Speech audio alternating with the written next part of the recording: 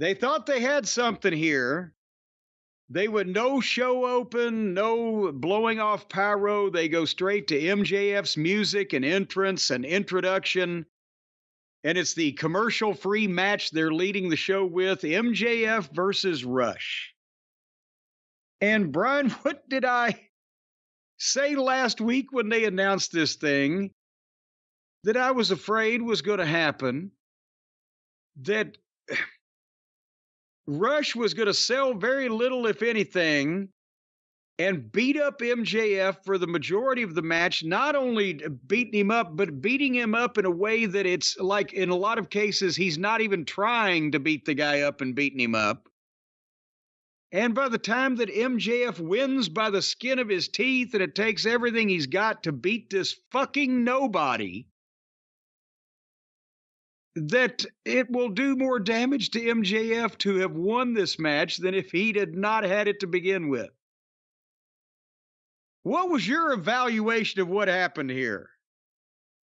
I liked it. Now, it did go a little long, considering MJF's stature in AEW and Rush's stature as the way he's been booked. Now, he's a former Ring of Honor champion. It is important to note that. Blow me. No, but that was BT before Tony.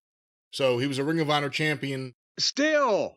And, I mean, we knew what it was. We knew he was going to throw MJF into all four barricades. We also knew there was no way he was going to win.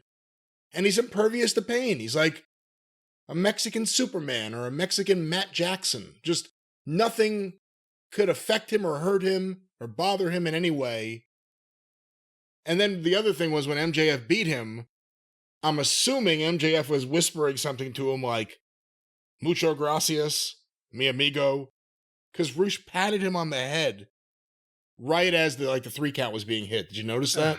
No, I didn't. I'd already given up. I did notice when he reached down and grabbed MJF by the dick.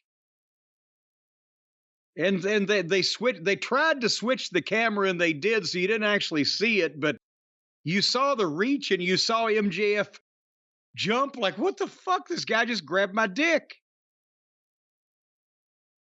And I saw Rush headbutt MJF and flatten him and bust his mouth open. MJF's mouth was bleeding. And I saw Rush is beating up MJF and acting like it's not hard to do. MJF tries to fight back. Rush goozles him. Who does this clown think he is? I'm reading my notes.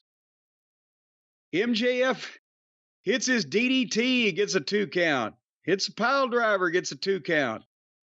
Rush suplexes MJF upside down into the turnbuckle. Rush hits a pile driver. Looked like shit the way he did it.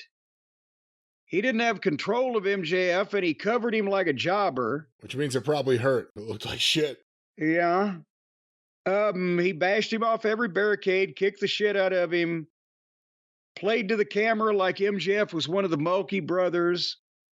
Buried the referee by making him look stupid enough that it took him 15 minutes to figure out how to slide a goddamn chair out of the ring so he could whip MJF with cables.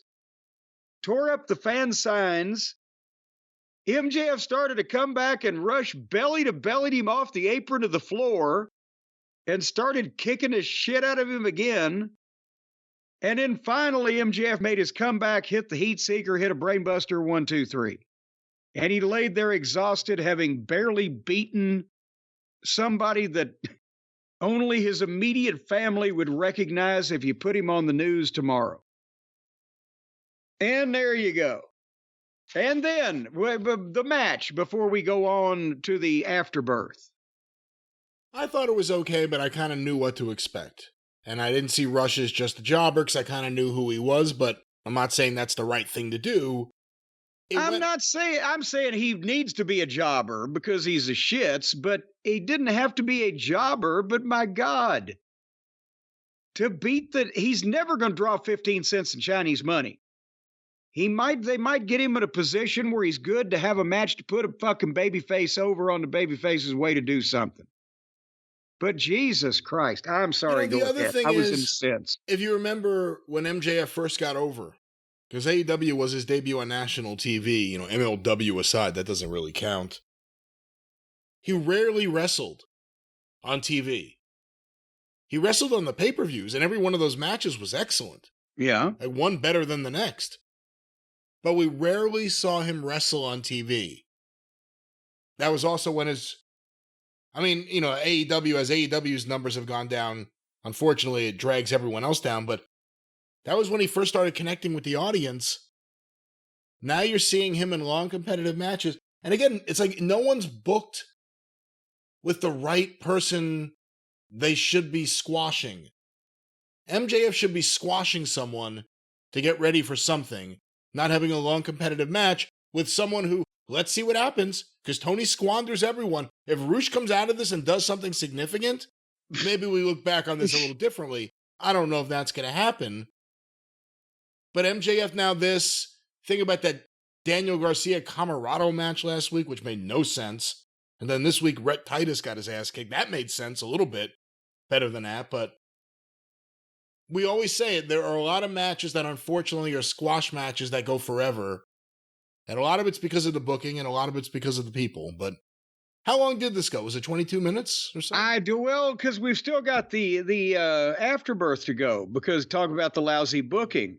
After that was over with, then Brian Cage is on the screen.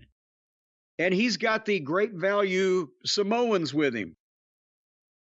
And a guy in a mask. And MJF is going to wrestle the masked guy at Forbidden Door. And then the masked guy does a promo on MJF in Spanish. And that was it. And it's, of course, as we mentioned earlier in the show, Hechichichero. And why? This promo, the heel promo, you're not even really talking about how ridiculous it was with Brian Cage being the spokesman. And then at the very end, one of the guys, I don't know their names or I don't remember who's who, just at the very end, I leaned in just to like make a noise. Almost like I'm getting something in. Yes. This promo. I'm crazy. I do what all crazy people do. I growl. It's MJF's hometown. He's one of the biggest stars in the company. It's a pay-per-view. And they're risking him getting hurt to wrestle for no reason against a nobody that nobody's going to buy a ticket to see. I had that thought during this Roosh match, risking him getting injured. I mean, we know he just overcame whatever he was healing up for. And we also know that he probably didn't get all the surgeries that he needs. When he took that bump to the floor, I was like, oh, shit. And then you're wrestling a guy, maybe he's the safest guy in the world. I don't know. But it looks like he's laying everything in and he's going to do his shit. He'll find a way to make your body work with it, but he's doing his shit.